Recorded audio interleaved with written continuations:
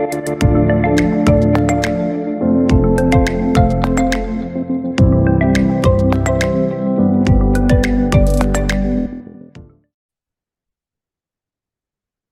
galerinha, tudo bem? Aqui é o professor Thiaguinho de Química. Deus nos abençoe mais uma semaninha.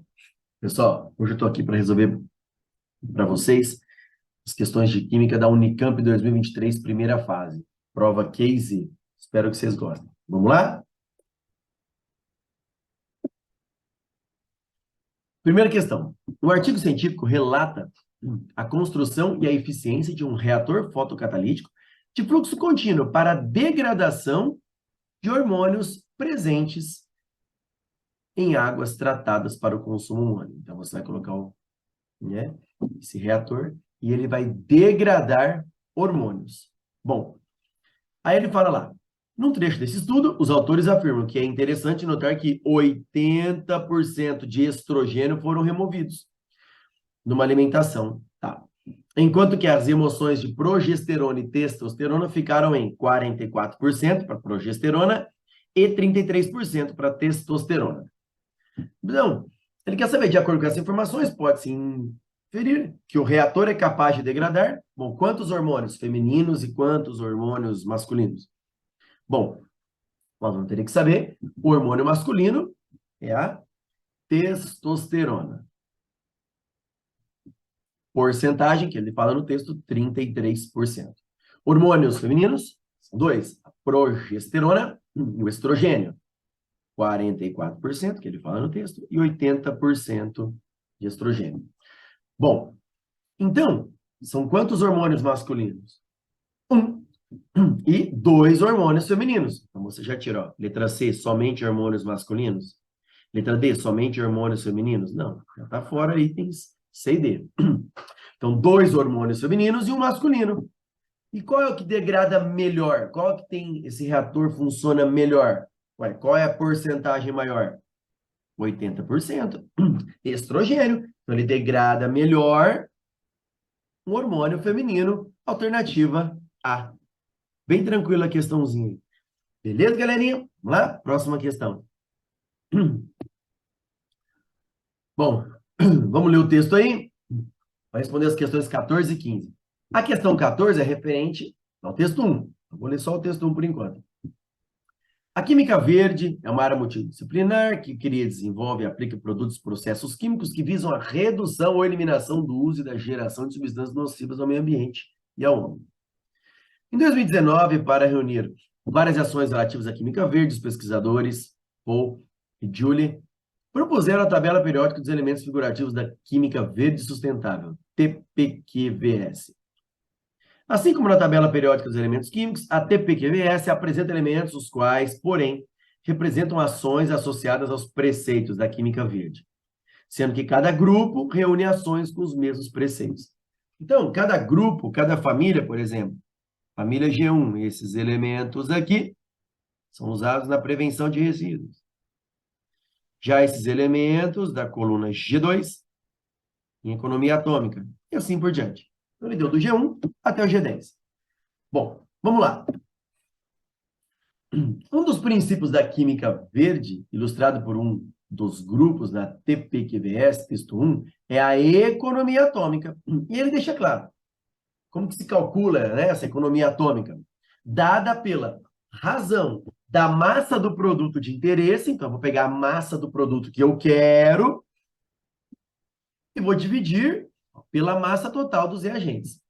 Quanto mais próximo de 1 é seu valor, maior é a economia atômica. Vamos lá então, galerinha? Primeira, síntese do biodiesel. Bom, biodiesel vem de quê? Óleo de plantas, um processo chamado de transesterificação. Então, aqui você tem um óleo, uma cadeia grandona, reagindo com álcool de cadeia pequena. E aí vai produzir o biodiesel. Ah, mas quem é o biodiesel? É o C20, H38O2 ou o C3H8O3? Então, você lembra? Bio, porque esse diesel veio de plantas, né? Biocombustível, biodiesel, bio porque vem de plantas, óleo vegetal, que foi transformado em combustível, biodiesel. Diesel, porque tem uma cadeia muito próxima à cadeia do diesel, do petróleo. Diesel do petróleo é uma fração mais pesada da gasolina, então tem mais carbonos. Então, entre C20 e C3, o diesel aqui, no caso o biodiesel, é o C20, tá? C20H38O2. Beleza, galerinha? Você tem que saber que esse é o biodiesel. Já o segundo, você tem a sacarose sofrendo hidrólise e gerando o etanol e gás carbônico. Então, óbvio, né, que o etanol é o C2H5OH. Bom, vamos lá. Pode-se afirmar que há uma maior economia de átomos. Onde que tem uma maior economia de átomos, hein, galera? Vamos lá? Então, vamos fazer a conta. Olha lá, ó, em cima. Maior economia atômica. Como que a gente faz para calcular essa economia atômica? Ele fala lá, ó, que está grifado no texto, ó.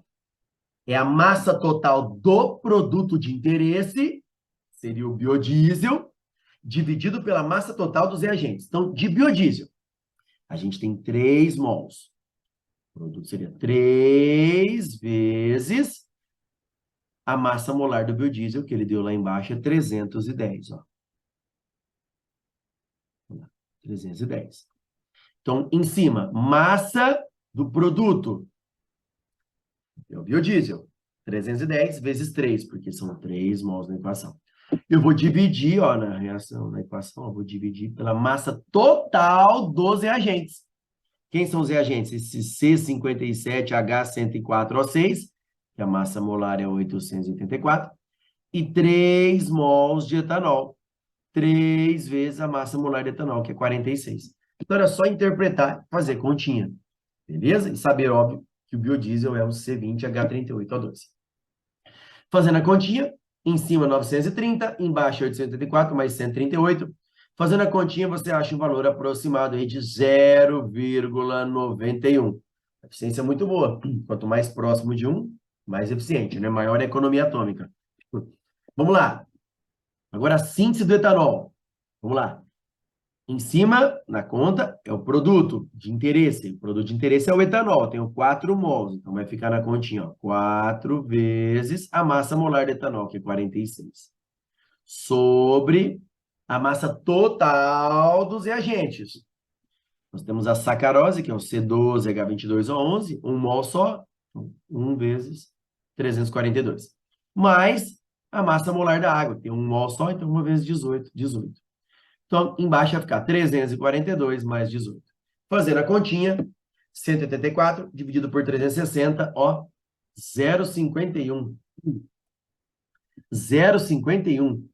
Então, a economia atômica foi maior onde? Onde o valor é mais próximo de 1, na síntese do biodiesel. Então, maior economia atômica, síntese do biodiesel. Bom, o que mais que ele pergunta? Olha lá, pode-se afirmar que há uma maior economia de átomos e... Agora que ele vai falar nas alternativas também. A maior economia de átomos, já sabemos que é na síntese do biodiesel. Beleza? E aí, o lance de geração de subprodutos. Ai, como que eu calculo esse lance da geração de subprodutos, galera? Olha o que ele fala aí, entre parênteses. É a quantidade em mol de subproduto dividido pela quantidade em mol de substrato. Bom, na síntese do biodiesel, o substrato é a matéria-prima, é o ponto de partida para obter o produto principal e o subproduto. Então, o substrato seria a estrutura do biodiesel. Do biodiesel não, desculpa, do óleo, né, que é o reagente. E o produto? Os produtos na equação são, olha lá de roxo, ó, é o biodiesel e essa substância, C3H8O3.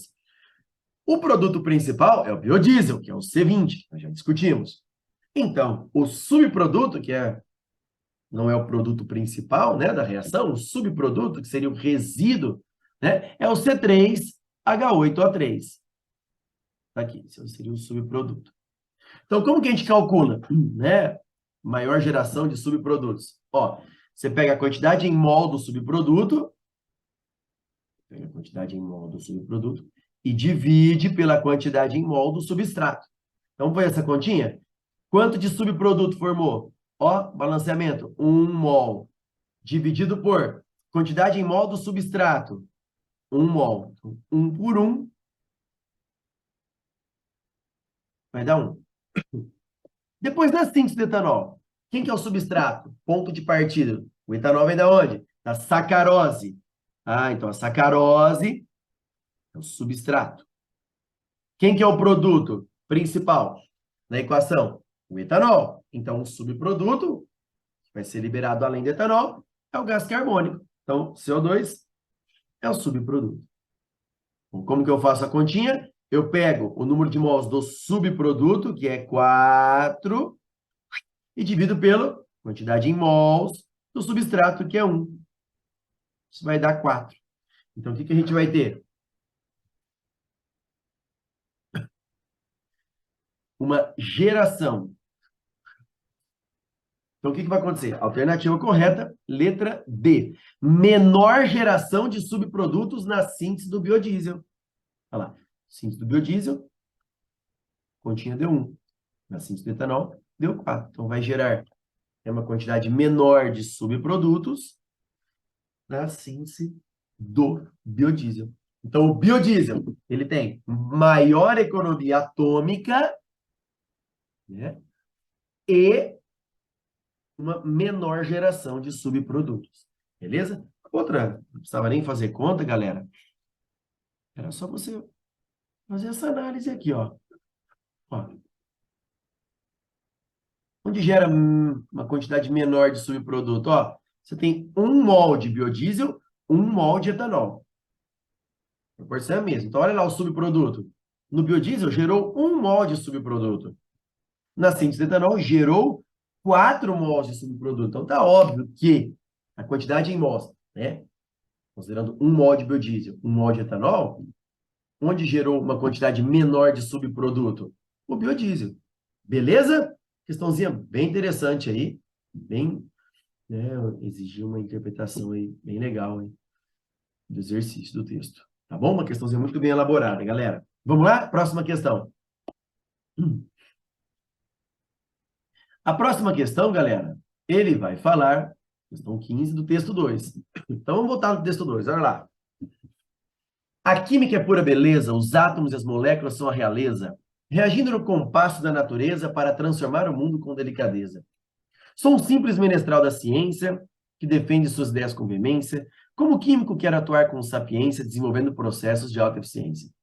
A química não é mais poluição, para o fóssil ela tem a substituição, renovando o verde como solução.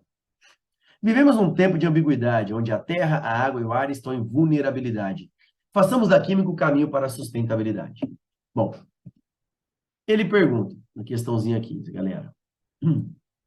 Considerando a proposta da química verde, as frases em negrito podem, em interpretação livre, ser associadas aos seguintes grupos. Então, G1, G2, ele quer saber quais grupos. Bom, primeira frase, em negrito. Olha lá. Os átomos e as moléculas são a realeza, reagindo no compasso da natureza para transformar o mundo com delicadeza. Ó, para transformar o mundo com delicadeza. O que ele está querendo dizer aqui, galera? Transformar o mundo com delicadeza, né? Usar reações que necessitem de uma quantidade menor de energia.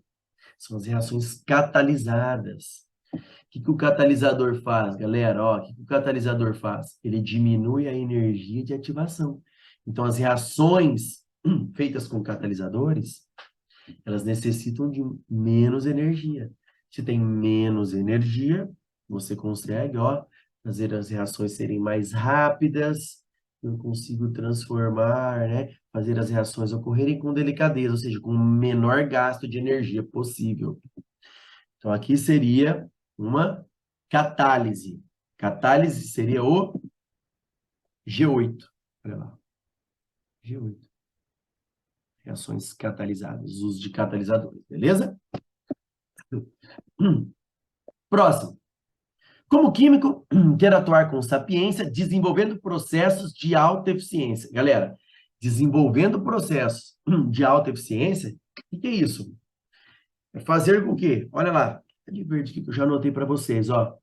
Alta eficiência é fazer com que o máximo possível desses átomos dos reagentes se transformem no produto principal. E isso, consequentemente, eu não vou ter átomos virando subprodutos, produtos indesejáveis, que podem poluir o meio ambiente. Entendeu? Então, se eu conseguir fazer com que todos esses átomos dos reagentes virem apenas o produto desejado, né, não gere resíduo, tem uma alta eficiência. Ah, então isso tem a ver com o quê? Economia atômica, G2. Beleza? Então ficou bem claro esse daqui, né? Ó, processos de alta eficiência, economia atômica. Próximo.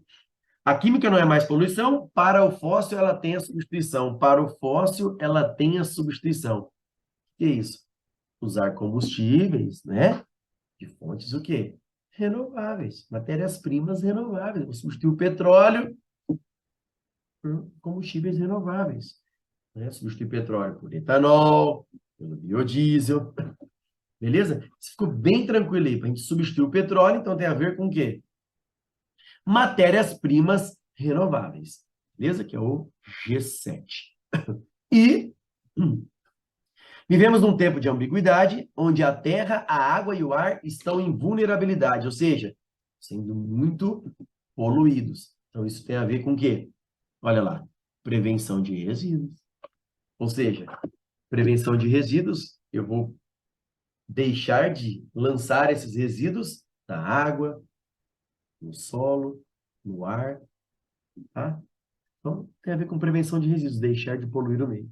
Beleza? Uma questãozinha muito bem elaborada, galera. Alternativa A. Espero que vocês estejam entendendo. Vamos lá?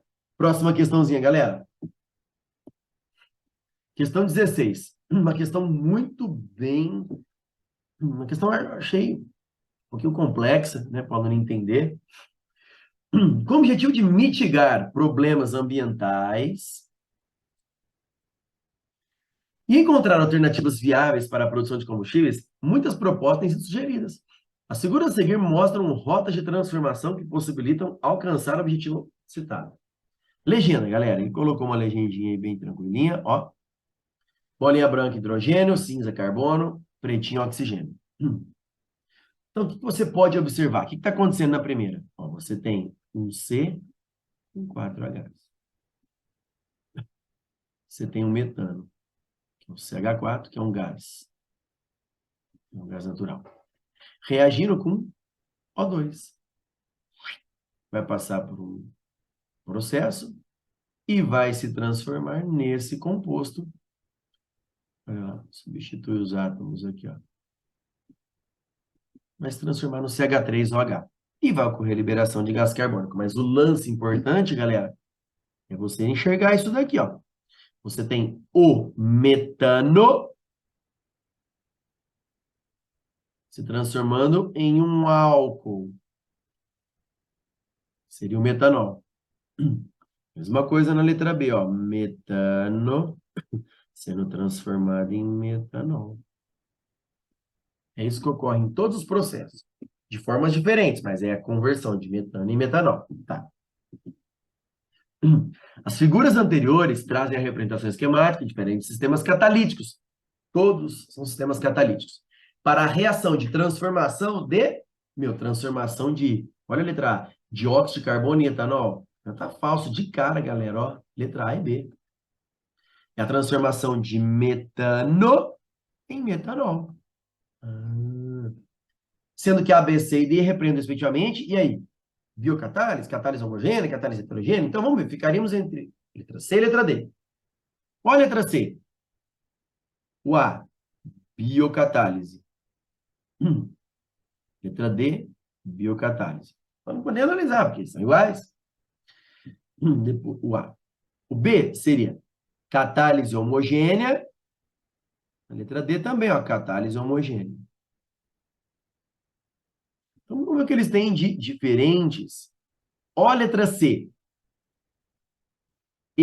Essa letrinha C corresponde a uma catálise heterogênea. Na letra D, alternativa D, ele fala que esse processo C é uma fotocatálise. Então, vamos analisar? Figura C. Olha lá. O que você tem aqui? O CH4 que é um gás, né, que é o gás metano. Bom, reagindo com espécies ricas em O, uma oxidação, né, porque o metano virou metanol. Bom, e aí? Aí, esse gás, ó, ele é gás, ele está em contato com uma superfície aqui que vai atuar como catalisador e vai virar o metanol. Pô, essa superfície aqui, olha aí os átomos com todos grudadinhos. Essa superfície do catalisador aqui, catalisador sólido. Então, você tem uma espécie gasosa, metano, reagindo com espécies ricas em oxigênio. Então, você tem um gás e o catalisador sólido. Um gás com catalisador, uma reação que ocorre na presença de catalisador, é uma catálise. Como o reagente e o catalisador formam um sistema heterogêneo, é uma catálise heterogênea. Se os reagentes, se os reagentes e o catalisador formam um sistema homogêneo, aí seria uma catálise homogênea. Então, o item C aí é uma catálise heterogênea, porque o reagente gasoso, catalisador sólido, forma um sistema heterogêneo. Então, é uma catálise heterogênea, então só poderia ser a alternativa C. Não é uma fotocatálise. A fotocatálise é o último. Foto, luz. Então, você já ligaria aqui, ó. Olha lá. Olha a figura D. Ó, ó o solzinho aqui, ó. Luz. A luz que vai catalisar a reação. Fotocatálise. Beleza? Então, daria para fazer por exclusão, né? E esse item B ficou... Ainda bem que dá para fazer por exclusão, porque o B ficou muito estranho, mas o B, você tem um oxidando, um reduzindo, óbvio, o metano para metanol está oxidando, então alguém está reduzindo. É uma reação de oxirredução, alguém está reagindo com metano, vai sofrer redução no processo, uma reação de oxirredução. Como ele coloca essas duas setinhas aqui, né, não deixa claro o estado físico do catalisador, aí não dá para entender muito bem, seria uma catálise homogênea, mas daria para fazer por exclusão. Beleza, galera? Espero que vocês tenham entendido. Vamos lá? Próxima questãozinha. Questão 17. Os cigarros eletrônicos, de modo geral, contêm uma cápsula com uma solução líquida de nicotina e aromatizantes que são vaporizados e posteriormente inalados pelo usuário. Apesar de as propagandas afirmarem que a concentração de substâncias tóxicas nos cigarros eletrônicos é menor, a principal substância causadora da dependência, a nicotina, está presente em grande parte desses produtos. A nicotina é inicialmente absorvida e, em seguida, metabolizada no organismo. Você ingere, a concentração de nicotina vai lá no alto, né, no organismo. Desculpe, gente. Logo em seguida, ela é metabolizada pelo organismo. Então, a concentração dela vai caindo. Na hora que cai, você sente aquela dependência que é de novo. É isso que ele explica, ó. Após um período, a diminuição de sua concentração faz com que o usuário sinta a necessidade da inalação de uma nova dose. O gráfico abaixo mostra a concentração de nicotina no plasma sanguíneo. Então, ele mostra a concentração, olha lá. Concentração de nicotina no plasma. De 3 indivíduos, em função do tempo. Em função do tempo. Após a utilização de cigarro eletrônico, aspirando a mesma dosagem. Então, os 3 indivíduos aspiraram a mesma dosagem.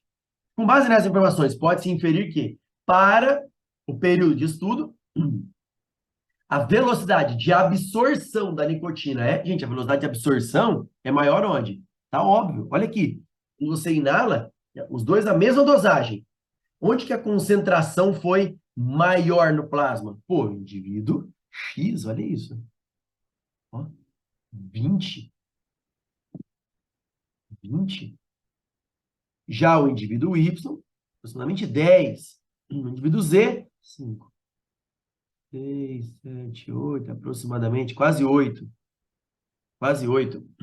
Pera aí, onde a concentração de nicotina foi maior? Onde a absorção da nicotina foi maior? Olha lá, indivíduo X. Beleza, galera? Ficou bem claro. Então, a maior velocidade de absorção né? Os 3 ingeriram, no mesmo intervalo de tempo aí, né, que acontece?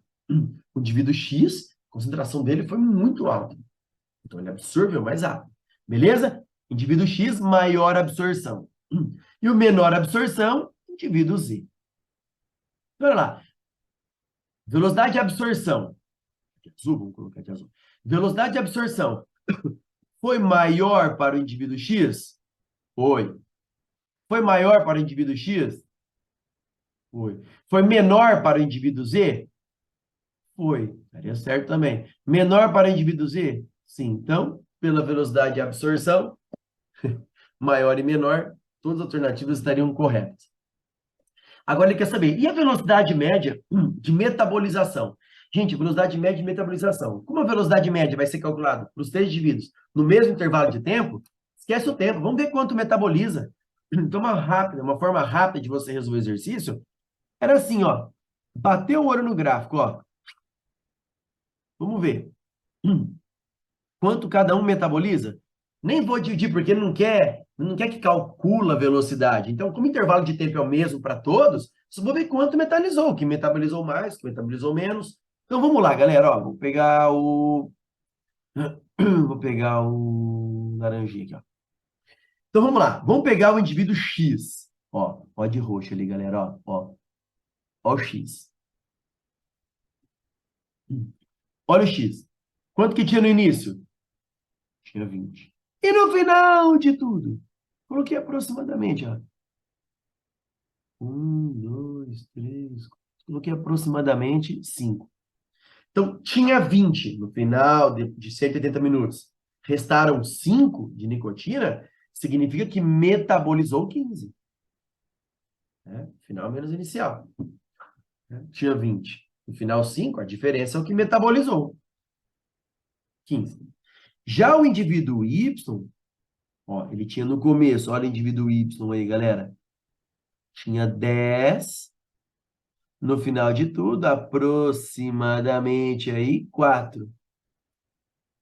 Tá? 3, 4, tanto faz. Aproximadamente 4. Então, ele metabolizou. Tinha 10, no final ficou 4. Reagiram 6. Ou seja, metabolizou 6.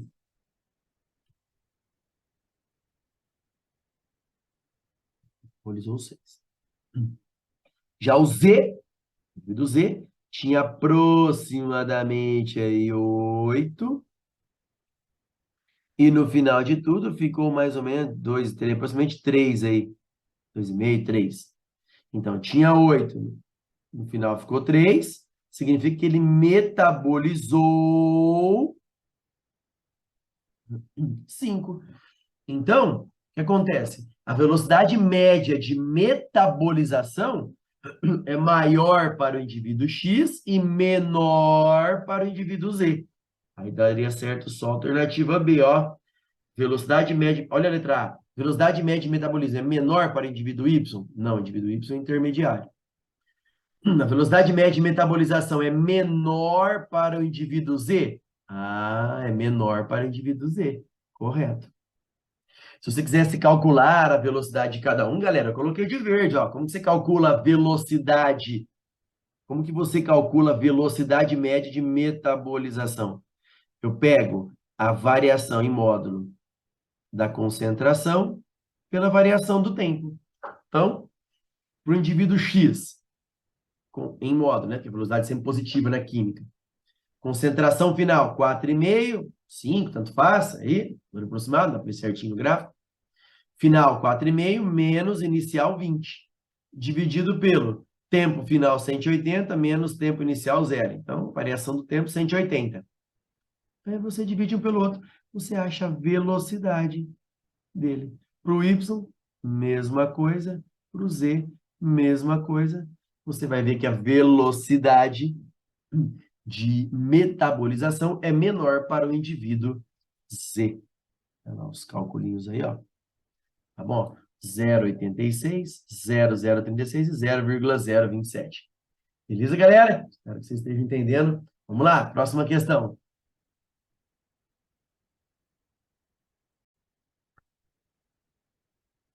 Questãozinha 18.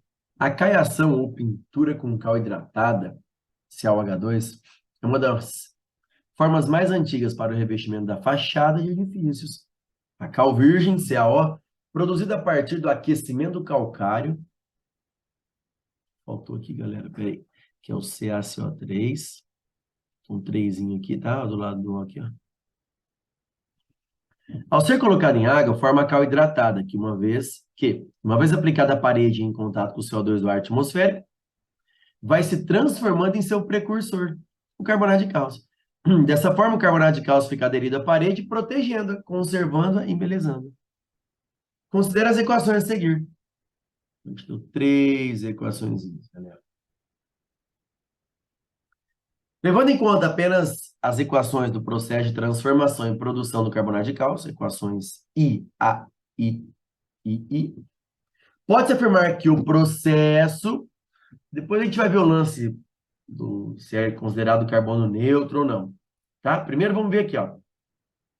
E que a última equação representa uma reação que levaria ao aquecimento da parede ou resfriamento. Vamos ver? Última equação. Seria essa terceira aqui, galera.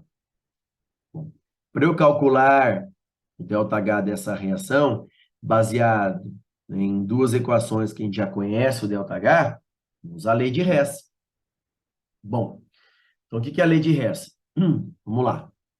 O que nós temos na equação problema, galera? Vou pegar uma cor diferente aqui, ó. Vou pegar o roxinho. Vou pegar o azul. O que nós temos na equação problema? CaOH2 do lado do reagente. Qual a equação? Primeira ou segunda que aparece o CaOH2? Aparece na segunda. Mas eu preciso, lá na terceira, eu preciso que esse CaOH2 esteja do lado esquerdo, do lado dos reagentes. Então, eu vou ter que organizar essas duas equações para que eu somar, eu caia na equação global, que é a terceira. Então, o que eu vou fazer? Na segunda equação, eu tenho CaOH2 no produto. Então, o que eu vou fazer com essa equação? Eu vou inverter para que o CaOH2 fique do lado esquerdo do reagente, que é onde eu preciso ele na equação global, que é a terceira. Certo? Então, eu vou inverter essa equação. Então, CaOH2, que era produto, ele vira reagente. O CaO e a água, que eram reagentes, eu jogo para os produtos. Aqui. E o ΔH, que era negativo, olha lá, ΔH positivo. Bom, lá na equação problema, eu tinha na terceira, eu tenho 1 mol de CaOH2. Então, como na segunda eu já tenho 1 mol, então eu não preciso multiplicar nem dividir. Eu só inverto. Beleza. Bom, vamos lá agora, galera, na terceira equação de novo, na equação problema. Essa é a equação global. O que eu tenho? Eu tenho CO2. Bom, a segunda equação, a II, eu já usei. Vou tirar ela daqui. Então, eu preciso agora, na terceira equação, eu preciso CO2. Onde que eu tenho CO2? Olha lá, na primeira. Ela que eu vou usar. Lá na equação global, na equação problema, que é a terceira equação, eu preciso do CO2 do lado esquerdo da seta, do lado dos reagentes. Lá na primeira equaçãozinha, o CO2 aparece nos produtos. Então, para deixar do jeito que eu preciso, para somar e dar certo no final, para deixar do jeito que eu preciso, inverter essa equação também. O que é inverter? O CaCO3, que é produto, que é reagente, desculpe, vira produto. O CaO e o CO2, que são produtos, viram reagente. Então, eu organizei as duas equações, galera. Beleza? Organizando, vamos lá. E o ΔH, que era positivo, mais 178, ó, ficou menos 178. Beleza. Organizei as duas equações, vamos somá-las para ver se a gente cai na equação global. Olha que legal, galera. Ó, vamos somar as duas. Olha lá. Eu tenho 1 mol de CaO no produto, 1 mol de CaO no reagente. Cancela. O que sobrou? Sobrou CaOH2, que não dá para cancelar, mais CO2, que também não dá para cancelar, formando CaCO3 e a água. que é a equação global. Olha, a hora que a gente somou as duas equações, ó, caiu exatamente na equação que ele queria. CaOH2 mais CO2 formando CaCO3 mais água. E o ΔH, vou somar, mais 109 com menos 178. O ΔH da reação, menos 69. Ah, então isso, né, ΔH negativo, você teria que lembrar que é uma reação exotérmica. Se essa reação de formação de carbonato de cálcio é exotérmica, libera calor. Então, se a reação libera calor, a parede vai aquecer. A reação química que ocorreu quando forma o carbonato de cálcio libera calor. Esse calor é transferido para a parede, então a parede vai esquentar. É a mesma coisa, no churrasqueira. Você queima. Né? Se tiver uma parede perto da churrasqueira, a parede está muito quente. Por quê? Quando você queima o carvão, libera a reação, libera energia, esquenta a parede. Ah, então vai ocorrer um aquecimento da parede, onde a cal foi aplicada. Beleza? Um aquecimento. Então, você já elimina a letra B, que fala resfriamento, e a letra D. Bom, e agora? Alternativa A ou C? Pode ser considerado, né, o sistema aí, reações, pode ser considerado carbono neutro, né, levando em conta apenas as equações do processo de transformação e produção de carbonato de cálcio. Levando em conta as equações I, as três aí, pode ser considerado carbono neutro? O que seria carbono neutro? Seriam reações aí, no caso, no contexto, né, na reação, onde não há liberação de gases ou de substâncias com carbono que vão poluir o ambiente. Basicamente é isso. Ó, o que acontece? Por que é carbono neutro, então? Galera, vamos observar. Olha lá. Na primeira etapa, o que você tem? Produção de CO2. Mas, tem a segunda etapa. Ah, mas a segunda etapa não tem nada de CO2. Beleza. Mas olha a terceira etapa. Ó, na primeira, você tem 1 mol de CO2 sendo formado. Na terceira, você tem o mesmo 1 mol de CO2 sendo consumido. Então, ele é cancelado. Então, o que acontece se ele é cancelado? Na equação global, o que acontece? Eu não vou ter liberação de CO2.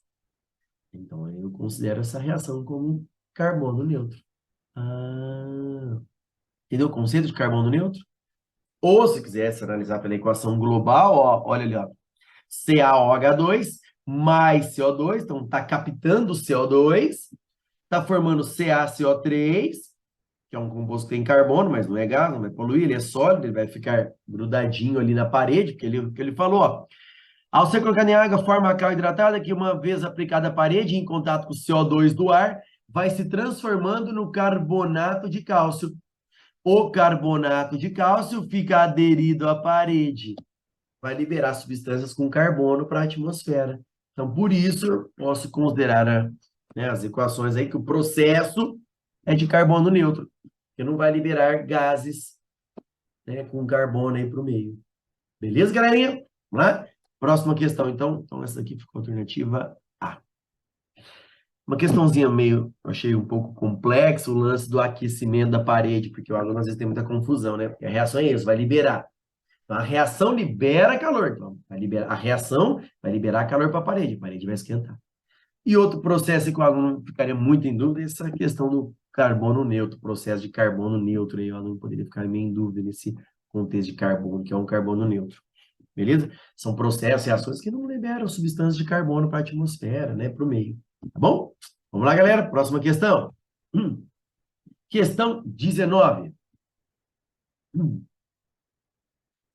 No estudo científico publicado em 2022, no Chemical Science, os autores aqueceram amostras de cascas secas de banana, utilizando no curto período de tempo uma lâmpada de alta intensidade. Essa técnica de aquecimento denomina-se pirólise por luz. Essa irradiação promoveu a formação de um tipo de carvão. Então, quando você aquece a casca de banana, então você aqueceram cascas de banana secas. Isso formou um tipo de carvão, um produto sólido, né? e produtos gasosos. No experimento, a quantificação dos gases produzidos encontra-se na figura abaixo. Você pode entender. Então, ele deu a quantidade, no caso aí, em litros produzido por cada gás para cada quilo de casca de banana. Então, para cada quilo de casca de banana, a gente obteve aí aproximadamente 100 litros de gás hidrogênio. Aqui é o metano, aqui é o monóxido de carbono, aqui é o C2H4, aqui é o CH3CHO e aqui o gás carbônico. Bom, a partir dessas informações, pode-se inferir que um possível interesse dos autores era obter combustíveis a partir de biomassa. Sendo assim, pode dizer que o objetivo foi alcançado para hidrocarbonetos, os únicos hidrocarbonetos que foram produzidos, galera. Olha aí, coloquei de verde, ó. CH4 e C2H4. Ambos são hidrocarbonetos de cadeia pequenininha, né? Um carbono, CH4, C2H4, dois carboninhos, vão ser hidrocarbonetos de cadeia pequena, que a gente considera cadeias o quê? É a fração leve. Lembra da destilação fracionada do petróleo? As substâncias que saem primeiro, gás, metano, etano, propano, butano, a fração gasosa, formada por 1 até 4 átomos de carbono, é a fração leve.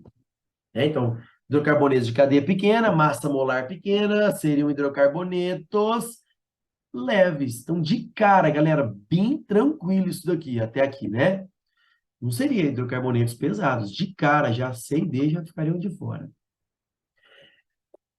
Agora ele quer saber, mas a maior quantidade em mol de gás foi de hidrogênio, letra A, ou a maior quantidade em mol de gás foi de monóxido? Bom, ele deu as quantidades em litros, galera. Mas espera aí, os gases, eles vão ser produzidos aí nas mesmas condições de temperatura e pressão. Então, Leite-Gay-Lussac, para gases submetidos às mesmas condições de temperatura e pressão, o volume é proporcional à quantidade em mol. Quanto maior o volume produzido, mais mols, é proporcional. Ah, então era só observar. O gás, os dois maiores aqui, ó, gás hidrogênio e monóxido de carbono. Gás hidrogênio, aqui. O CO, um pouquinho maior. CO, um pouquinho maior. De 110. Então, você tem mais ou menos 100 litros de H2 e 100 litros de CO. Como eles estão nas mesmas condições de temperatura e pressão, né? A proporção em litros, vamos usar como proporção em mols. Então, é como se tivesse, ó, 100 mols de gás hidrogênio. Opa, 100 litros não, né? Aqui deu um pouquinho mais de CO, foi... Perdão. De CO foi 110. Então, eu teria 110 mols de monóxido.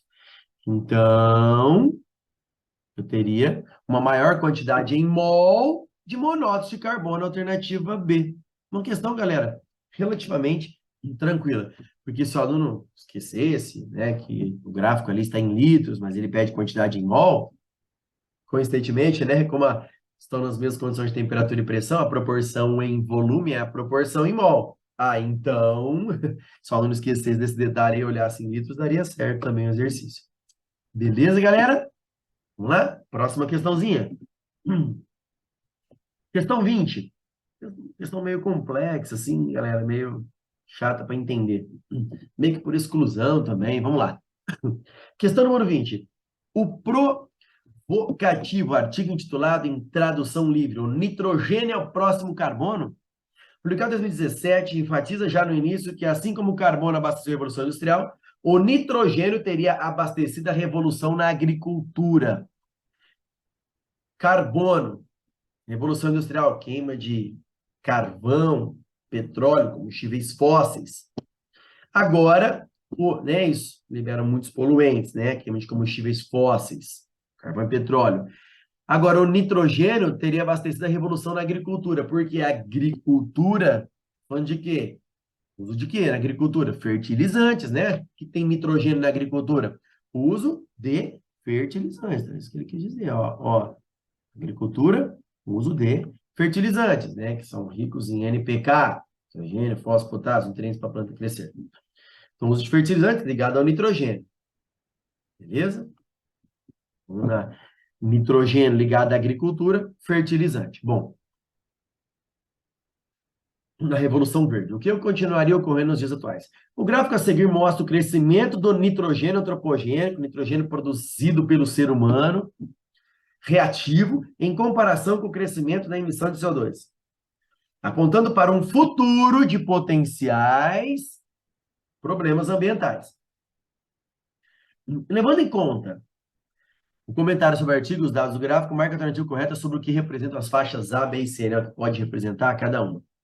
Bom, o que você pode entender? Se ele está falando revolução na agricultura, porque a gente vai estar usando aí, né? Seja o nitrogênio que vai ser absorvido pelo solo, ou que vai ser liberado para a atmosfera na forma de NOx, que ele está falando aí, ó, emissões de NOx. Todo esse nitrogênio, seja que vai ser absorvido, uma parte vai ser absorvida pelo solo, outra vai ser liberada na forma de NOx, tudo isso vem de onde? Fertilizantes. Então, o que aumentou muito? O que aumentou muito? Né? De 1900 para 2000. O uso de fertilizantes. A faixa C, faixa C que aumentou muito, seria o uso de fertilizantes. Então, isso que eu coloquei aqui, ó. Bem por exclusão, galera. Ó. C, olha lá. Uso de fertilizantes. Já ficaria com a alternativa D de lado. E aí, parte desse fertilizante, né? Parte desse nitrogênio aí, antropogênico, são os fertilizantes, parte é absorvido pelo solo, parte é liberada na forma de gás, NOx que ele fala. Então, o que acontece?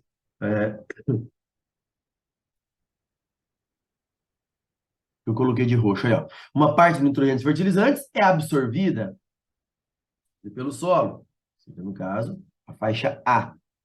E outra parte é liberada de forma de NOx, que é a faixa B. Porque ele está falando lá, ó, revolução industrial, carbono, liberação de gases poluentes. E agora revolução na agricultura, liberação de gases com nitrogênio. Ah, então, a liberação de gases seria B. Vai ser muito grande. A absorção, no caso a A, seria menor e maior liberação de gases NOx. Beleza? Então, a figura o A, que seria mais ou menos constante, né?